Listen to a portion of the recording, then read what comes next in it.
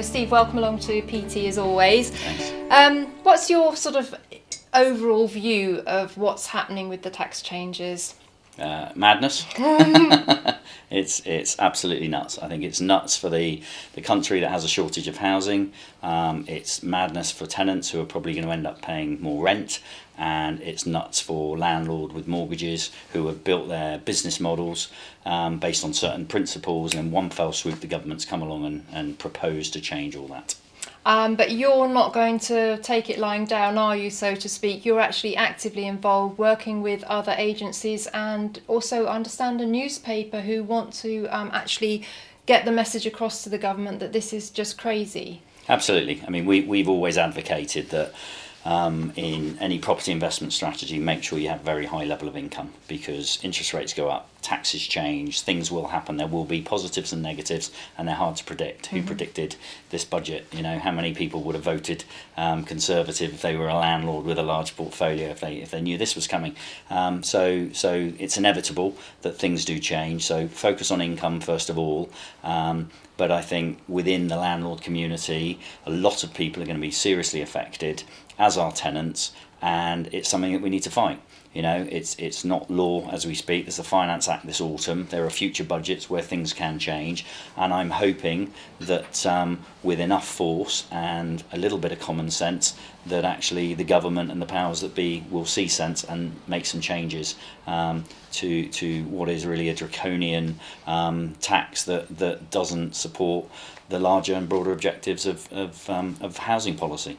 I think it's interesting because this is an issue that actually unites landlords and tenants together, because while the anti-landlord brigade are going, you know, yeah, landlords are going to fall, in fact, it's tenants that are ultimately going to suffer, isn't it? Because there's going to be less landlords and the private rented sector is going to shrink, and there's no social housing, not enough social housing to take up the slack. Absolutely, absolutely right. And I think there's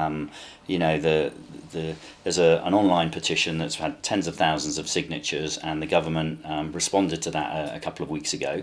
And basically, their justification was that they wanted to do something to stop buy-to-let landlords, stopping first-time buyers get on the property ladder. And actually, not any single property I've ever bought would have been suitable for a first-time buyer to buy. So that's just folly. And somebody was interviewed on Sunday in the Telegraph making exactly the same case. No first-time buyer would have ever bought the properties that he holds in his portfolio. So it just seems like as I said at the beginning, it seems like madness. I think tenants will be affected by this, whether they realise that now or not. I don't know. Landlords can certainly see what's coming. But yeah, it definitely has the potential to unite landlords and tenants if tenants are aware that this is going to increase their rent, and this is probably going to mean that the amount of money a landlord has got to fix things or improve things in their property is actually going to be diminished, and therefore a lot of properties are probably not going to be as well kept. Because a lot of landlords won't have the money to pay for it. Indeed. So here at PPP, you've obviously got a huge support team here. You've got specialist accountants and so on.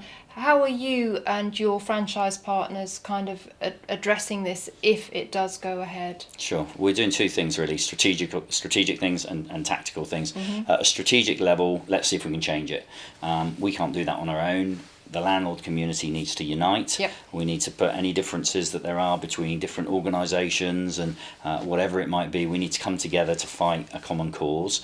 There is the Telegraph newspaper, is a newspaper that is actually campaigning. They feel very, very strongly that this is wrong, fundamentally wrong, not joined up thinking. So they are running a series of articles and will continue to, and we're supporting them in that. So we've got a big national newspaper behind this.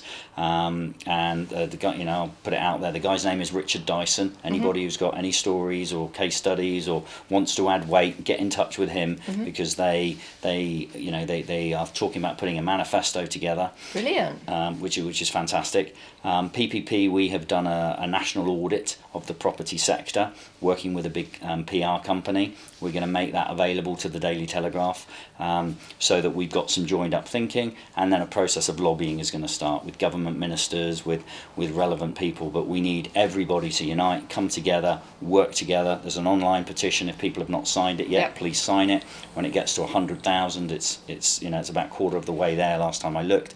But if it gets to 100,000, then we start to be taken more seriously, and it actually has to be debated then in one of the houses. So we need to come together. We need to do it quickly because the Finance Act is coming out this autumn. So really September is an absolutely critical month for landlords to get on board, sign that petition. Hopefully you'll put a link. Link on Property Tribes. Maybe put some links to the Telegraph. They've done 4 or 5 articles so people can read what's been said, and any other stories specifically about how people have been impacted. The personal impact to them, to their tenants, would be of great value and interest to the Telegraph, and that will support the campaign moving forward. And tactically, what are your HMO landlords? Okay, so tactically, what we're basically saying is everybody has a need for certainty. We like to know what's going to happen. The reality is, this isn't in law yet. It's not 2017. People are already jumping to conclusions about buying in limited companies and so on and so forth. And unfortunately, we're just in a period of uncertainty, and that's the reality of it. So we're not sort of throwing out a quick fix solution because we don't know that's going to be the right solution. So we're just telling people at the moment, focus on what you can control. If you can increase your rents, great. If you can reduce your costs in different ways, great. But start preparing for what might come. But always, we've always been looking at ways to increase and maximise the cash flow within the properties. But if this does go through as it is proposed, then without a shadow of a doubt, there are going to be hundreds of accountants. There are going to be hundreds of thousands of property investors we're a creative bunch of people. We are very entrepreneurial as property investors. We'll find solutions to this. We'll find workarounds. And I just think it's crazy that you can be a buy-to-let landlord with no mortgage, making lots of profit, and this doesn't affect you at all. You can be a Legal and General, Aviva, Norwich Union, invest billions into residential buy-to-let property. This doesn't affect you at all.